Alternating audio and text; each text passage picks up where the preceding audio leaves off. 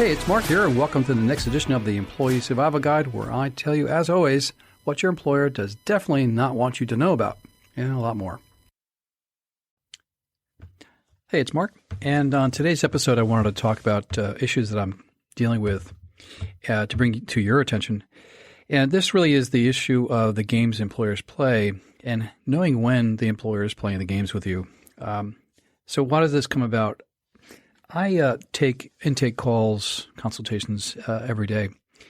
And recently I've had two consults on the same day that made me think about something I wanted to share with you. Both individuals who I talked to came across with patterns of behavior that employers were engaging them. And you have to understand, when I'm doing an intake call, the person is sending us information with a very brief amount of data in an email or that my assistant will take down. And we, from those facts, essentially a very basic fact pattern about what's happening with them, I then have a call. And through the call, I'm able to begin to figure out the patterns of behavior that the employer is engaging in to help me understand, well, what type of case is this?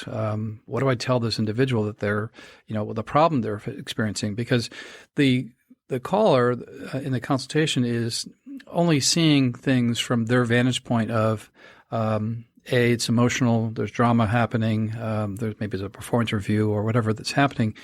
And I have to really poke into the fact pattern and ask questions in a very rapid style to obtain information from them. And what I discover is that most people, by no fault of their own, they're starting the process, and I'm going to explain now a continuum that happens, a transference that occurs from the initial call point to the end of the call that takes place. And that's really what I want to share, and also what the gimmicks and nonsense the employer that we find out through this very, very quick call, lasting anywhere from a half hour to an hour, depending upon the seriousness of the case. So the continuum is the person calls, there's a great deal of stress, what's happening, whatever the issue's taking place. It's generally a severance negotiation, or they've been terminated or put on a PIP. But there's a lot of drama. And the prospective client is really uninformed about what's happening to them. This is a very common circumstance, and it really gets to the first point of, here's the games the employers play. The employer is not educating their employees deliberately about the rules of engagement at work.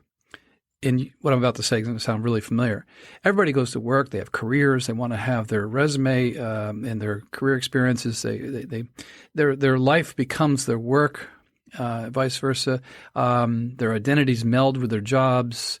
There's a level of trust. I've been here for the company for 8 years. Thus, I'm a loyal employee. Meanwhile, the employer, on the same set of facts, is saying, well, you're age 54, or your sexual orientation is this, and we have a headcount reduction, or the company's not doing well, and they're just opposite sides of the same facts. And most employees are now, I guess, realizing that the employers are not there to protect them. HR is not to be trusted. My wife sent me an article from, I guess it was CNBC this morning, that there's now what's called loud quitting. And the date of this podcast is June 28th, 2023. So we know about quiet quitting. Now there's loud quitting. So employees are becoming aware, and there's a transition to challenging employers and employees speaking out for, and it's about time. I've been saying this for a while, to employees need to be dealt with in a more reasonable fashion, and they're being, for years and decades being taken advantage of. But back to the point of employees really are not served with appropriate information about the rules of engagement and how to deal with their employer.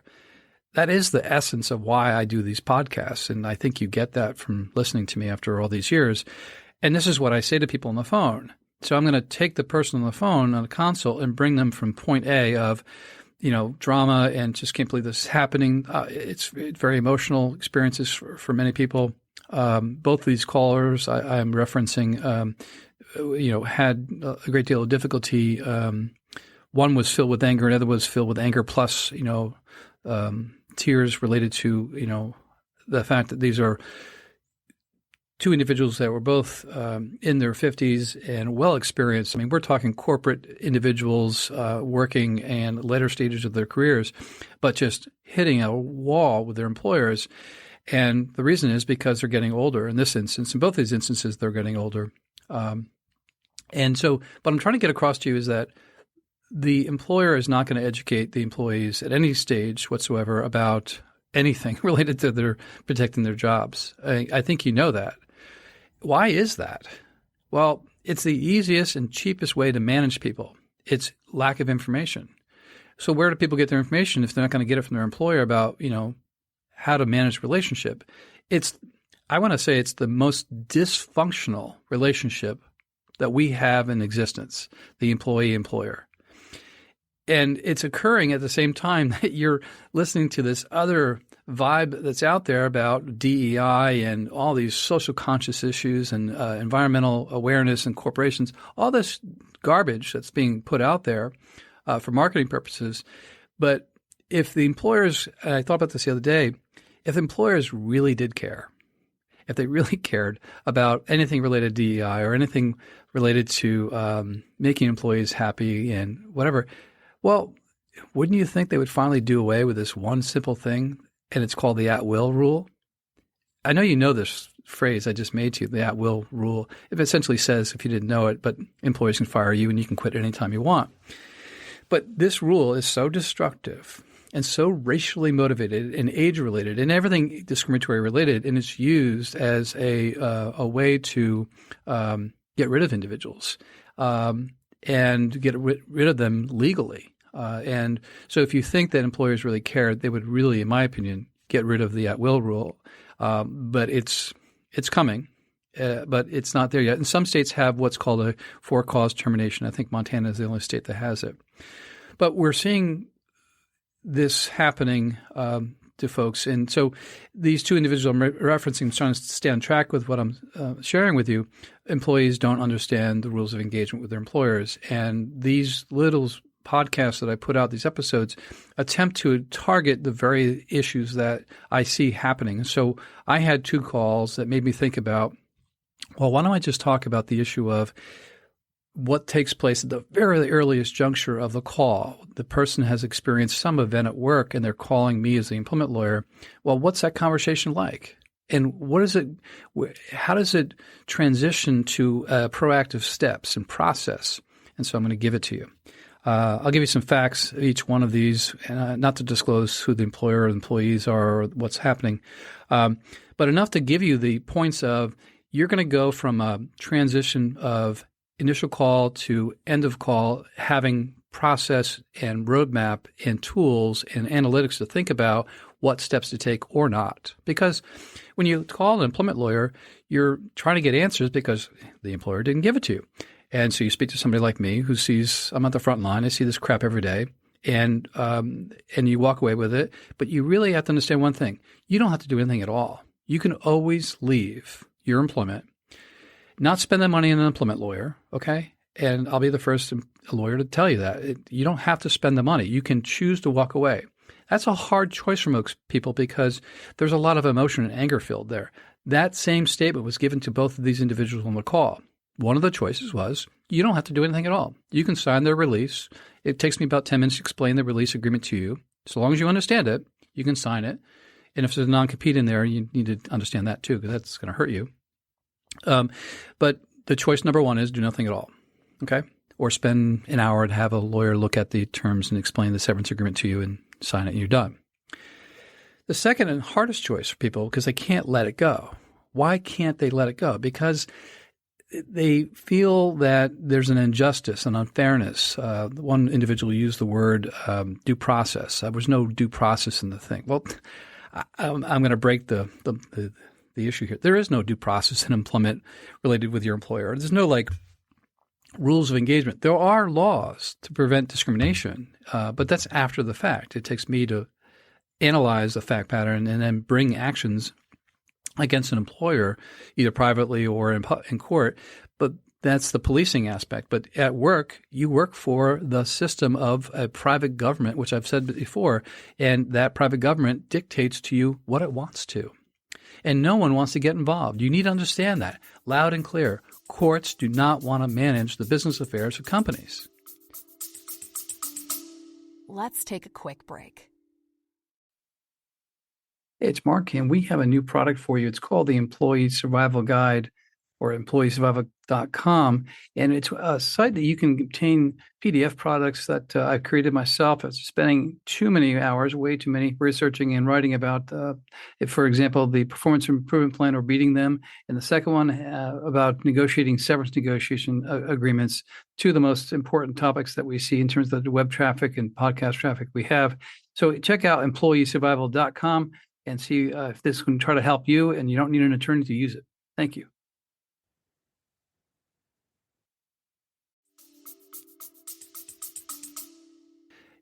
And if you're not understanding that, well, wake up, because it's a reality check. Courts are not there, and they're really reluctant to police employers unless they really have to, if you demonstrate that something unlawful happened, like let's say discrimination or a breach of contract. So as the individual moves through my call, they realize, okay, there's things that happen, and I have to interject and pull out facts from them and try to pierce through the drama and everything that's happening and the anger to assess what are the claims. And so as I gradually move the clients, these prospective clients, through the call of their analysis and answering their question, because they ask me, what the hell can I do about this? I've just had this issue happen at work. I've been demoted or sidelined or whatever because of some male employee took over my position, which in one case it happened to an individual. She was the most qualified, and the male individual who doesn't do anything essentially got promoted over her. And the other individual was let go because the company the business was declining. They were, and she was highly paid, and she had the skeletons in the closet information, which I'll get to in a second. Essentially, a whistleblower age claim is what she had. So the next stage of the process and the consultation I take these individuals through is look at the transaction that we're about to describe and look at it as a transaction. There is starting at the consultation call and ending at the point you sign the severance agreement, settlement agreement, before you're filing a lawsuit. That is the task. You're not calling the employment lawyer, myself, to have a lawsuit filed on your behalf because you want some justice. You can do that, and I build those cases, but that is the last resort choice, and you don't want to engage that because, number one, you're going to be bogged down in a litigation for 2 to 3 years. You're going to be spending more money than you need to know that you want to on legal fees to my office or any employment lawyer. And there is actually a choice to make that people go through, and it's simply creating a severance negotiation leverage against your employer to get them to pay you money. So as we move through this process, I say to folks, this is what your task is. Your goal is to get severance. Well, duh, you told me that. And yeah, most people want that, like 90%, 100% of people. And 80% of our clients will negotiate agreements prior to the lawsuit not because the clients want that. You got to understand something. It's the employers who are dictating that outcome. Let me repeat. The employers are making the statistics in my office because they are asking through negotiations to settle cases instead of litigate them. I need you to understand that. 80% of the time, that's a huge number. Okay, the odds are in your favor if you try this process and you have facts. So there's two conditions. Facts and claims, of course, and it's going to work in your favor. We just don't know the amount of money. But it's the employers who are driving this. The employers themselves. Who are employers? They're businesses. They take risks. When they do these analysis about letting people go and you're one of them, well, they've already assessed your age, your gender, sexual orientation, discrimination aspects, if they are any, or maybe they haven't because they don't have an HR department, or maybe because they don't have any performance review processes, etc. So there's a whole variety of businesses out there, and I have to sit there on this very short call and assess at a very quick triage moment and figure out what's happening. And I'm able to do that because it's like the analogy of the Matrix, and you look at the squiggly lines on the screen from the movie, they can see the patterns, and it's the same darn thing because employers are stupid. They do the same redundant things all the time. And these are the practices because it's like a stupid computer. They just input in, input out, and there's no analysis of changing directions because they don't want to spend the money on having lawyers assess every single one of these. And I apologize in advance. A lot of great HR folks out there, but I've encountered many companies that make a lot of dumb mistakes because I don't think they commit the resources to it. I don't think they want to. I don't think they care. And that's the point. You're working in a system that doesn't care about you. Why do you think they would care about the process of your separation to in a way that you would feel comfortable with? Of course not. It's all about them. It's selfish. It's a dysfunctional, sick, twisted relationship that they've covered over the gloss of, oh, hey, we're Google or we're Amazon or we're this large company and we have culture and diversity and all this. You get what my point is? They don't give a shit about you. So that's the point of the podcast, of sharing this frontline information to you so the information sinks in, you share it with other people, do what you will with it. It's just public information. It's out there. It's just being reported to you in a way that's coming through my office and what I'm experiencing. And now you know. So back to our two individuals. We've now shared with them that there's a transaction taking place. There's a goal, severance. There's not a litigation because you want to avoid that. Now you know that. So what do you do? And I don't mean to be redundant on my part, but I tell the next stage of the conversation goes like this. Well, you gave me a rough fact pattern, but I need to know more. And I can spend 3 or 4 hours on the phone with you, and I'll learn a lot more. But I want you to write out the full narrative in your own words. And don't worry about trying to speak to what the law says or whatever. Just write the story of what happened to you. Why is that so important? Because that fact pattern generally from these individuals, people, they're honest. They've been, obviously terminated or treated unfairly at work. They're going to commit their time and energy to conveying the information that happened to them and trying to self-advocate for themselves. And because they probably are good people. I think people who have performance problems know it. And I don't really encounter people who have performance problems. I encounter people in large part about 95% of the time who are good folks, well-performing, and they just get obviously fired. And I say that generically across the board because that's the case. And when there are people who are bad performers, we can spot it very easily. There's a lot of red flags. So a lot of folks good folks, well-experienced, get fired, and we look for presumptions about good performance and what takes place and patterns in the games that employers play. So that's really the focus of the call. So as we're speaking about the narrative, I'm encouraging folks and peppering them with questions about, okay, what happened about age or what happened about sex, or, hey, if there was issues happening related to whistleblowing, anything you're aware of that really bothered you. And people do come forward. It takes a little time because they're not used to the call. They're not used to having this dialogue about they're seeing it like one optic in terms of this happened to me. My performance was really good. My career has ended. It's a lot of internalized stuff that's taking place. And so I have to move them and shift them. And once they become comfortable with the conversation, they do begin to share, and they do begin to open up and broaden the horizon of what they're supposed to be looking at for leverage. And I want you to do the same when you're looking at your fact pattern, because you can self-diagnose your case if you allow data to come in. So now you have a broad approach. You know that you need to do that. Look at your own performance. You look at the things that happen to other people at the office. Are other people being discriminated against? Or how are they treated? I mean, you have so much information being shared with you by other people in your office, your colleagues.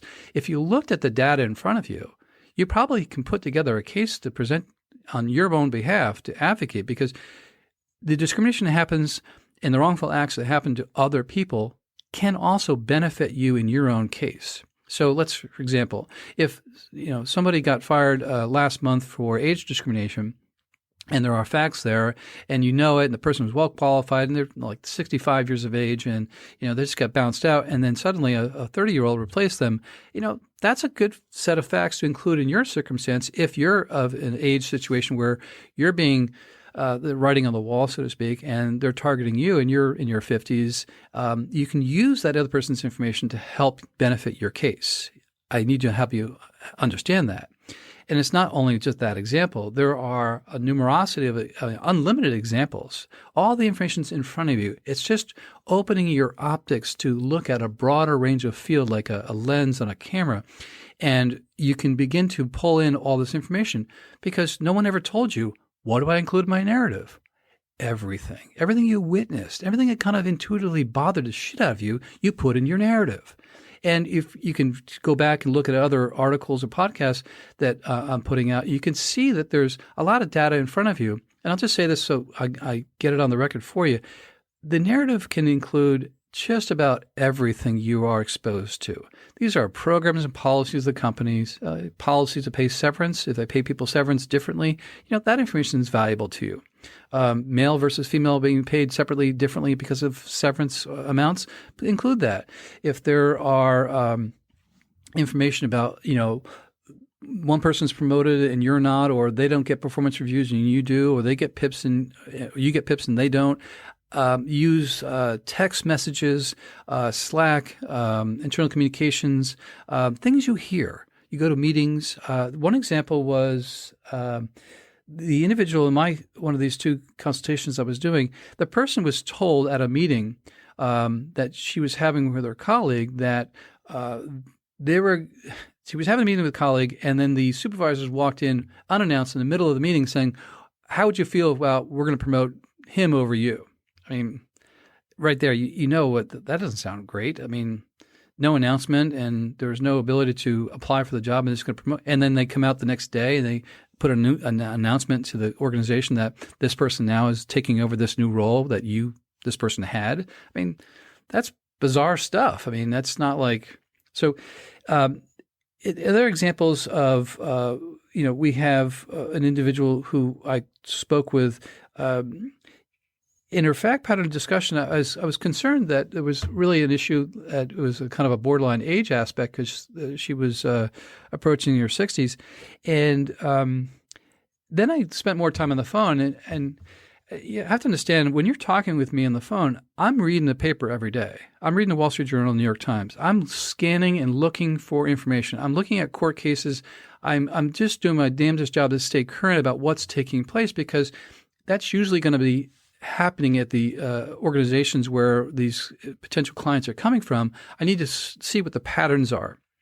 So this runs the gambit of I have a complete understanding of how private equity companies work, the number cruncher type people and really bad culture to large organizations like Google or Amazon. I just have when you litigate for so long, you deal with so many people, thousands of people, you begin to piece together these what the real cultures are like in these organizations because you see the outflow of people come to you. So and the second person I spoke to, after I spoke with her, I realized, oh, well, this was an issue that I'd seen recently. It was involving I have to be very specific here to avoid disclosure. So it had to do with the education realm. The corporation provided education. I'll just leave it at that. And maybe you get involved with I'll just leave it at that. So the whistleblowing occurred with representations were given to students, misrepresentations. And it took a while to pull that out. And it evolved into this aspect of the leverage would be, well, company not doing well and whistleblower, and the leverage became what? It became the issue of, well, why would the company want this information out there if they're imploding? And they wouldn't. So they'd want to do what? Well, pay money. But you have to have a factual basis claim in the narrative, of course, to specify. And this person has the has the skeletons in the closet of the company. That's all there because of the level of the position the person was in, et cetera. And so you had, through the consultation, the prospective client realized the leverage factor was both age and whistleblowing, and the outcome I don't know yet because it obviously hasn't started yet. But I wanted to point out the as you move forward in the process of the call with the prospective client, the client begins to understand the transaction, the leverage that's being built there through the discussion, understanding the ripping the blinders off, so to speak, of what the employer was doing in both of these instances. In the other instance, just to summarize, the individual was a long-standing employee, well-regarded, long history career-wise across multiple organizations, and both individuals just top of their game, but experiencing these problems of the games employers play. I mean, so you have two having both good performance, and the issue wasn't about the performance. And I need to tell you that that was the other pattern issue is you can be a really great performer, all right, and an employer can't peg you for performance issues. And I always ask, well, what was the last performance review? And people say, well, 3 months ago was a meets expectation. Well, oh, good. Well, that was an admission of fact, a legal admission of fact that your performance was good. So if the employer tags you with a termination 3 months later after your performance review of meets expectation, that's a game. That's a false representation the employer has given you that you've been bounced out for performance. I'm going to ask, well, what happened in the 3 months after your meets expectation? I'm saying meets expectation rating at the date that the manager signed off on it, not because it involved 2022. It occurred in March of 2023. That's what date the person made the admission that you're a good performer with meets expectation. And that there's nothing that happened in 3 months' time. And it's a legitimate answer given by employer, performance reasons given to terminate, but in reality it's a false pretext. And I need you to understand that's a game that employers play all the time. I see that so often. I need you to understand that. I know I'm overwhelming you with a lot of data, but you're getting the gist here that the employers are playing a large game with you, thinking that they're just abusing you as an employee. Abusing you. I said it was dysfunctional. I'm not kidding. It's so dysfunctional and so abusive, and people take it because, well, I can't protest because I'll ruin my career, or whatever the thought processes people have. They're so reluctant to challenge employers. Why? Aren't we allowed to have an equal say in our engagements in these relationships? We have marriages. We have law partnerships. We have business partnerships. We have, democracy. Well, all of that doesn't apply in the workplace because you have a private government, as a University of Michigan professor wrote about recently. A private government. I heard this phrase. I'm like, I was so enthralled with it makes so much sense. It's like, yes, I know it's a dictatorship. I always felt that way, but it's a private government. They determine their own rules. And you're powerless. But are you really? So I'm giving this same level of conversation is occurring in my two meetings that I had in consult, explaining and ripping the blinders off the conversation of their optics of how they viewed themselves. And now you realize there's a whole shit show going on that you never saw being revealed to you because I'm telling you that's what happens. And you begin to see how abusive the process is. And you probably should feel at this juncture, if you're going through something like this, that, wow, this is really making me unsettled and I'm really pissed off, and wait a minute, what can I do? So now it's a part of the conversation. The latter part of the consultation I have with folks, and I say, okay, here's a roadmap and what you can do with it. The narrative. Remember, I talked about that at length. It's the entirety of the case. It's not what I'm going to do with it. It's what your facts say. So the narrative is critical. The next pieces of the puzzle of the process is this. I take the narrative, we investigate it. That's what lawyers do. You pay lawyers to ask questions about the facts and to question you and doubt the accuracy of your facts or pull more information out or all the above. That's what the employment lawyer is doing. Someone has to do that to figure out the stupid effing games the employer has been playing on you. Now you get it. Once we have the affidavit complete, we know what the claims are, we tell the employer, we give them a notice of claims letter. A notice of claims letter spells out in summary form, here's XYZ claims you have. And at the bottom of the letter, it says, don't destroy any documents, preserve. So it's called a litigation hold. And it's used in every single case we have. And it's designed to ensure that they don't destroy their stuff because, emails get backed up and deleted. So, and they also tell their insurance carrier they've received one of these notice of claims. And so it's a very legalistic and important document to use. And my opposing colleagues know that I use it all the time. The next letter we send across to the employer is a demand letter. It's just copy and paste of the notice of claims letter, but it leaves out the litigation hold letter and it puts in a demand at the bottom and starts the bidding, because you have to start the bidding, because the employer is not going to make you an offer. They're going to make you an offer in your severance agreement, but you need a counter offer in your demand letter. So if they presented you a 6 months of severance, you're going to counter with 2 years or whatever it's going to be of your salary or whatever the value of the case is to start the bidding, but high enough in your demand to leave room to back down into a negotiated position that you're willing to accept.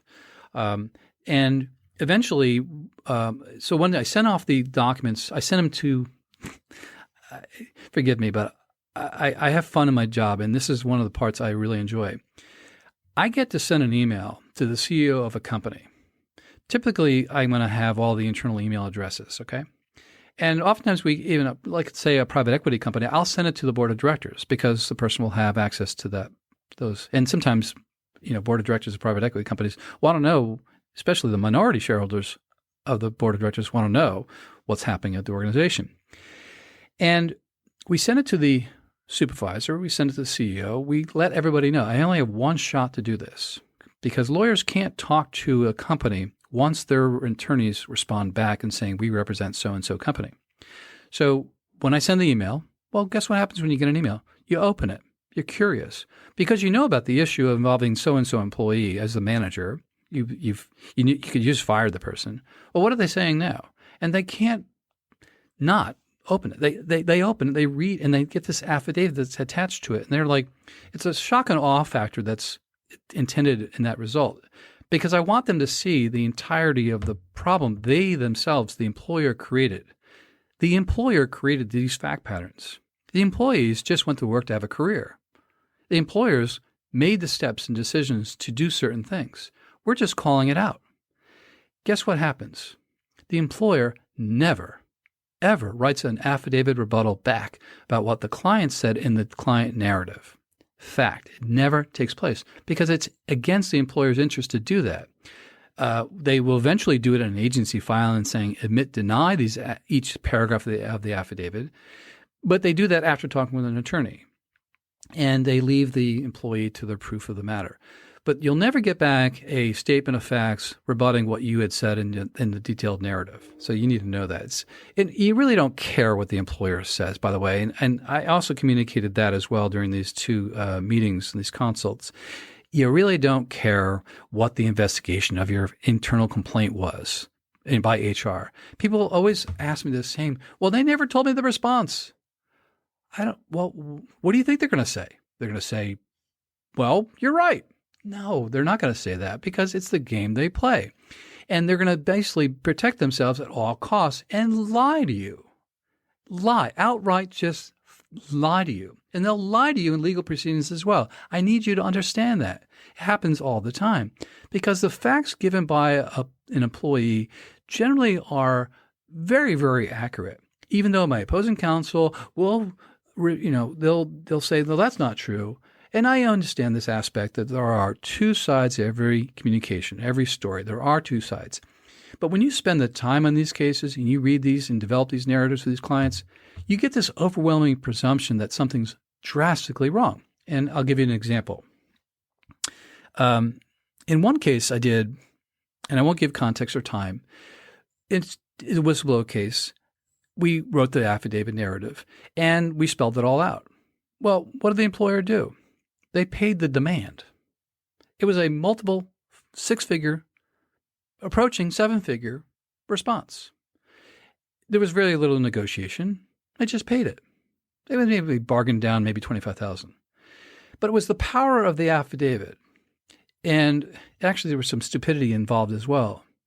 The employer told the team after the client was let go to stop doing something or whatever. And I can't be very more specific, but it was just outright idiocy on the part of the employer.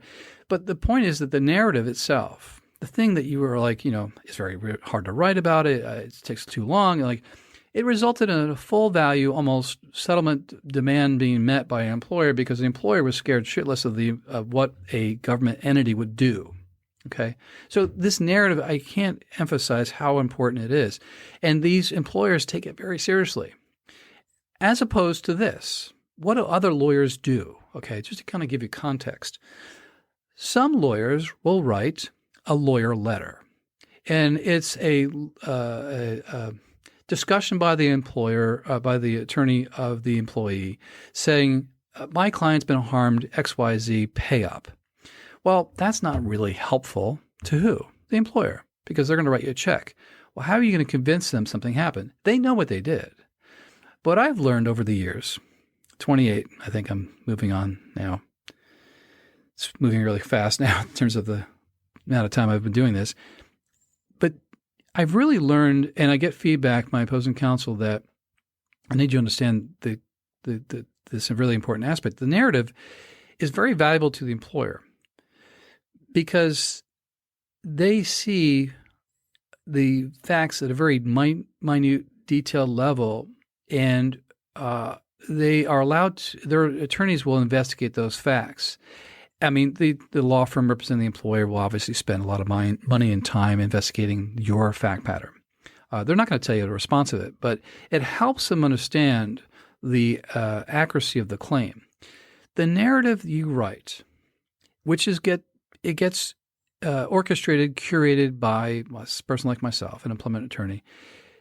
They will, the attorneys on the other side will see the curation of what I'm saying in the language of the client narrative, all right?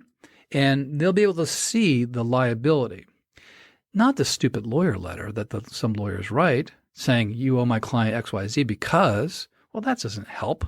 I mean, I'm not joking. I asked opposing counsel at prestigious law firms after we're done and says, what did you think about the affidavit? Did it help you guys understand the case? And of course, presumptively, they all say yes, because no one does it. The power of the affidavit is crucial to your case. Large or small, it helps. Okay? It helps explain the bare facts and the specific facts of what's happened and convince the employer. That's the point of the narrative. Okay? It's not what I'm doing. Yeah, I'm going to put up a website and have podcasts and blog posts and, how many cases I litigated over 20 years. Who cares? Okay? It's what matters in the client affidavit that matters. That is the point of what I'm trying to get across to you in changing your focus of, I've been harmed and injured on the initial part of the call, and later on I discovered through the discussion with me that, the narrative, I got to write one, and it's really important, here's why. I'm just giving you examples. The narrative cuts through all the shit the employer gives you and all their game playing. That's the point. Your stories are real. You are the victim of discrimination. You are the victim of a breach of contract. You are being unjustly treated. But it's the facts that have to set you free or support you in terms of what you're saying. But don't just come at it don't let your anger and your emotions overcome your decision-making process or overcome your digestion of the advice being given to you. This does happen. People will be overwhelmed by the circumstance of their case, of what took place. I mean, people work and their identities are melded to their work, and when they're fired, it's like getting death in the family, and it's harsh, and they lose this part of themselves, and sometimes they can't release it, and they can't transition into the transaction I'm trying to describe to them during this, hour-long call that I'm having, and have them get to realize that, there's something I need to do here. There's a mission. I got to convey these facts in an objective way. So this triage that people go through in these phone calls, it is moving, and people do transition at the latter part of the call of a sense of relief because someone actually, A, listened, B, told them exactly what the F happened to them by their employer in specific, and because and identified the patterns that the employee / prospective client understood to be true in their own perspective.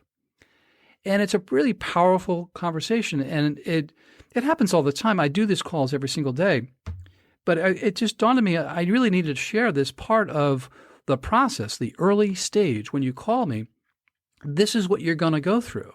So that when you talk to myself or any employment attorney, the National Employment Lawyers Association has attorneys across the country. They're all good folks.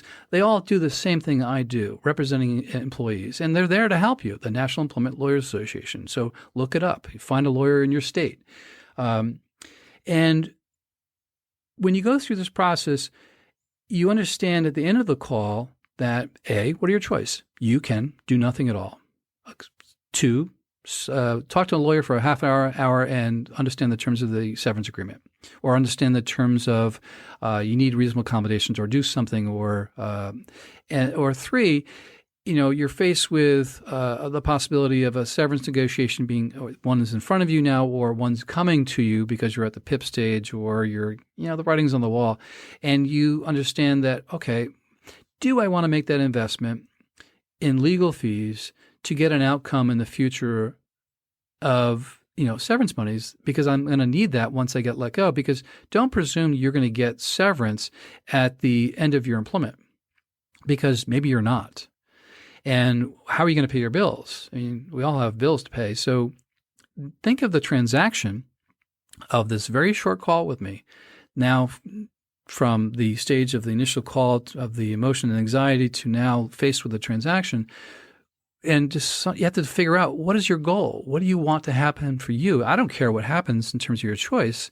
And that's what I say to everybody. And it's kind of like I'm doing a consultation with you now as I'm doing this episode, because I wanted to share with you literally what I go through in this process and what you'll go through in this process of figuring out what is the goal here.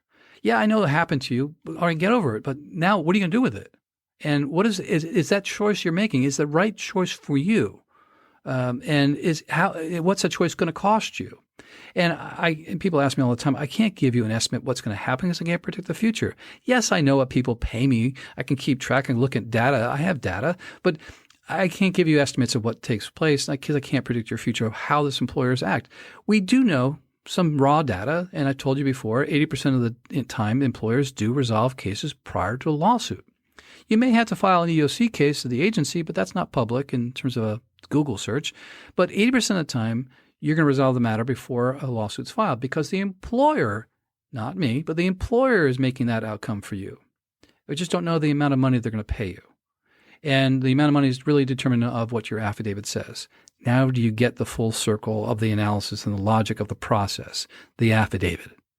And you use the attorney, and you have to be very specific about what you're alleging, and you have to be very forceful. And I'll leave you this aspect of what I tell people the latter part of the call is the severance negotiation. After I send the email to folks through the employer containing the affidavit, the notice of claims, and the demand, later on in the negotiations as we're exchanging counteroffers, I'm going to draft the complaint. Yeah, I know I told you that we're not going to file a lawsuit, and I don't want to file a lawsuit, but I want the employer to know. And if the employers are listened to, fine. I'm going to, you have a choice. You can incentivize this particular employee and pay them in negotiation what they want in severance, or face the gauntlet of a lawsuit in federal court. So I draft a complaint, usually styled as a federal complaint. And I put the fact pattern from the affidavit verbatim. I change it by pronoun and context and grammar, of course, to make it fit, because I'm going to write it instead of first person, I'm writing in the second person. And so it changes, but it's the same language that the person used in the affidavit now appears in the draft proposed complaint that I'm going to send across to the other side, usually through their attorneys, and they share it with their client. Why do I do that? A, because I'm escalating the shit out of the case, and I want to make sure, the momentum. You watch a sporting event. I always think about tennis matches, the U.S. Open. You feel that momentum when someone's losing and a person is fighting back. But you feel the momentum on the opposite side when the person's, winning, and you want to be winning, and appear to be aggressive in this no take prisoners approach to the process, and force the employer, because that's what you are doing by your affidavit. And I guess I kind of want to end in that point where, the culmination of this entire conversation that I'm having, again, it's only happening less than an hour, typically a half hour. but I'd say realistically a half hour to an hour, because that's how long it takes for you and I to have a conversation and you to realize and me to understand what's happened to you to give you feedback. That complaint is just the pinnacle of the negotiation that you're going to go through with the employer, and usually use it at a point in time when parties are, employers spending, $100,000 or more. There's obviously the more money being on the table, there's liability. So that's the bluff that you pull out. Okay. So if you didn't know it, more money on the table, employer's wrong. Okay. Simple. Everybody understands that. That's your task. And you have to read the tea leaves through the numbers, so to speak. The employer's not going to tell you you're right. Okay. So you got to read the numbers. If it's $300,000, you're on the target. Your affidavit did its job. Now the complaint does its job. What are you doing with the complaint? You're telling the employer that within a very short window of time, I'm going to file this lawsuit, typically 90 days if you are an EOC case, and I request a notice to right to sue, and I box the employer into a time frame. I let the clock tick because people can't stand it, and they're watching the deadlines. So as we're approaching the 90th day, which happens all the time, employers get scared. Sorry, yeah, it's true. Employers get scared of multiple aspects of public PR debacle, government calling, SEC, Securities Exchange Commission, inquiring, you name it. And that's the point of what I'm trying to get across to you, that you have so much information at your disposal. And if you share it in such a very unique way through your affidavit and eventually through the draft complaint and negotiations, you can push that employer, push them into the position you want them to pay you money based upon legitimate facts and legitimate claims. That is a process that's used time and time again, 80% of the time. You didn't know that because where are you going to get that information? It's not out there. But now you know. That's the process. And employers are scared shitless of you. When you hit the money correctly in your affidavit by your facts, I can't tell you the pleasure I get and the client's pleasure when they start to hear the ring, like playing a pinball machine, and get the numbers start flying up, and you're more money being thrown at you because they want to convince you to shut the hell up and go away and sign a release agreement because they want you under wraps because you call them out. That's the game the employers play. Okay, it's real. It involves millions of dollars every single year, if not billions of dollars. There's a high stakes game that you're part of a system. And you need to know how to play it. These are the games employers play, but these are the games employees play. They're not games. They're claims because things happen to them. And if you didn't find this information valuable, then you're out of your mind because this is exactly what's happening every day. I didn't pause literally once in this entire episode with you because I'm literally sharing with you what I go through every single effing day with these employers. They are abusing you. It's dysfunctional. And I'm now giving you tools to fight back without spending a fortune doing it, but being effective. But all of it is based upon your affidavit. Your affidavit is gold if you have those facts. And so there you have it. I've shared with you what I wanted to share, what I would do through a consultation. Now you would hear that. And it's a level of detail that should be overwhelming, and because there's so much information and choices in front of you and so much analysis you need to look at, but also an awakening that takes place for you that you need to go through. If I'm shifting you, great. I've just touched one person today, fine. I've done my task. Share it with somebody else. But that's what's happening in every single employment across the country. Every single job place, this is happening to someone every single day across the country. How would I know that? Well, because I have clients across the country. So I'm exposed to a variety of situations across the country, but also all these patterns, all these games that employers play. So there you have it. That's what a consultation would look like. That's what I wanted to share with you. Both of these individuals were transferred over to a place of readiness to make choices, whatever their goal was. But that's the process you go through when you talk to me on the phone. Hope you found it really helpful, and it helps you kind of deal with the situation you're having. Until next time, have a great day. If you like the Employee Survival Guide, I'd really encourage you to leave a review. We try really hard to produce information to you that's informative, that's timely, that you can actually use and solve problems on your own and at your employment. So if you'd like to leave a review anywhere you listen to our podcast, please do so. And leave 5 stars, because anything less than 5 is really not as good, right? I'll keep it up. I'll keep the standards up. I'll keep the information flowing at you. If you'd like to send me an email and ask me a question, I'll actually review it and post it on there. You can send it to mcarey@capclaw.com. That's capclaw.com.